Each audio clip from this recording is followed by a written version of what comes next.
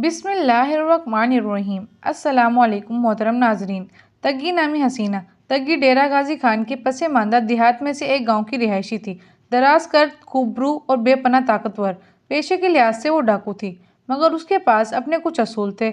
इर्द गिर्द के कुछ देहात जहाँ उसकी बरादरी रिहाइश पजीर थी, उनको वो अपना इलाका समझती थी और हमेशा उस इलाके से बाहर वारदात करती थी। मशहूर है कि एक नौजवान को तग्गी से इश्क हो गया। वो रात को गांव से बाहर तग्गी की तलाश में निकल खड़ा हुआ था।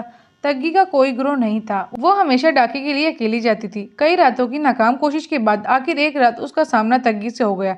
तग्गी ने रात गए उसके घूमने का मकसद पूछा तो नौजवान ने तग्गी के सामने अपनी मोहब्बत का इजहार किया और उसका साथी बनने की पेशकश की, मगर तग्गी शादीशुदा औरत थी, लिहाजा उसने माजरत कर ली। इस मौके पर नौजवान ने मज़ाहमत की तो तग्गी ने उसका ऐसा बाजू मोड़ा कि ना सिर्फ नौजवान के सर पर सवार इश्क का भूत उतर गया, बल्कि दो जगह से हड्डी भी टूट गई। एक दफा तग्गी उम्मीद से थी। रात का वक्त था और वो डाके के लिए निकली हुई थी। रास्ते में एक कब्रिस्तान के पास से गुजरते हुए अचानक जिंदगी का वक्त आन पहुंचा। बहादुर और बाहिम्मत तग्गी ने बच्ची को जन्म दिया। करीबी झोपड़ी के पानी से बची और अपने आप को पाक किया। बच्ची को अपने शाल में लपेटा और एक खोखले दरख्त की ख्वाह में दबा दिया और खुद वारदात के लिए निकल गई। काफी देर बाद नौमालूम बच्चे की भूख लगी तो रोने लगी। एक आवारा कुत्ता बच्ची की आवाज सुनकर वहां आ गया। थोड़ी सी कोशिश के बाद वो बच्ची को खोज से निकालने में कामयाब हो गया। हस्ब साबित तग्गी ने वो डाका भी कामयाबी से डाला। ऐन मौके पर बच्ची को उठाने के लिए कब्रिस्तान पहुंची तो देखा कि कुत्ता बच्ची को दरख्त की ख्वाह से निकाल कर ले जा रहा था। तग्गी ने कुत्ते को मारा भगाया। खुशकिस्मती से वो बच्ची जिंदा थी। उसने भूखी बच्ची को दूध पिलाया और घर ले आई।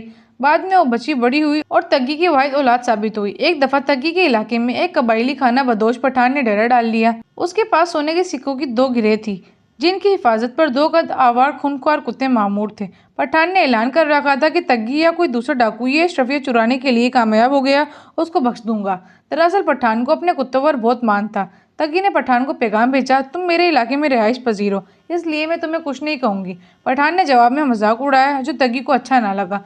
खैर वक्त गुजर गया और पठान ने वो इलाका छोड़कर आगे बढ़ गया। तग्गी ने पठान का सुराग लगाया। तग्गी के शातिर दिमाग में एक जबरदस्त ख्याल आया। उसने एक कुतिया को पकड़ा और पठान की झोपड़ी की तरफ चल पड़ी। तग्गी अभी झोपड़ी से आधा किलोमीटर दूर थी। कुत्तों ने कुतिया की बू महसूस कर ली और उस तरफ दौड़ लगा दी। तग्गी ने कुत्तों को अपनी तरफ आता देखा तो कुतिया को कंधे से उतार दिया। तग्गी कुत्तों को उनके हाल पर छोड़कर चुपके चुपके पठान की झोपड़ी में दाखिल हो गई।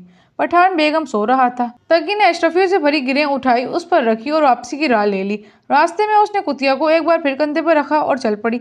पठान के कुत्ते भी उसके पीछे पीछे चलने लगे। सुबह जब पठान नींद से बेदार हुआ तो अशरफियों वाली गिरा और कुत्ते गायब पाकर सख्त परेशान हुआ। उसने सोचा हो ना हो ये तग्गी की हरकत हो सकती है और तग्गी के गाँव की तरफ चल पड़ा। वहां पहुंचा तो उसके दोनों कुत्ते तग्गी के घर के बाहर बंधे हुए थे। पठान ने तग्गी के सामने हाथ जोड़कर कहा, मुझे इतना बता दो ये सब तुमने कैसे कर लिया। तग्गी का जवाब सुनकर पठान उसकी चालाकी की दाद दिए बिना ना रह सका। तग्गी पठान को और कुत्ते को सिक्कों का गिरह वापस करना चाहती थी। उसने महज पठान के साथ अपनी जिद पूरी करके मजाक का बदला लिया था, मगर पठान ने इस शर्त पर सिक्कों से भरी गिरह तग्गी के सुपुर्द कर दी कि आइंदा वो चोरी नहीं करेगी। तग्गी ने पठान से वादा किया और जुराइम को दुनिया से हमेशा के लिए छोड़ दी। जी तो मोहतरम नाजरीन, ये थी हमारी आज की कहानी। उम्मीद है आप लोगों को ये कहानी अच्छी लगी होगी। अगर आप लोग चाहते हैं कि इसी तरह की इंटरेस्टिंग कहानी आती रहें तो आप लोग मेरे चैनल को सब्सक्राइब कर दें। वीडियो अच्छी लगी हो तो लाइक शेयर एंड कमेंट ज़रूर कीजिएगा। आज के लिए इतना ही।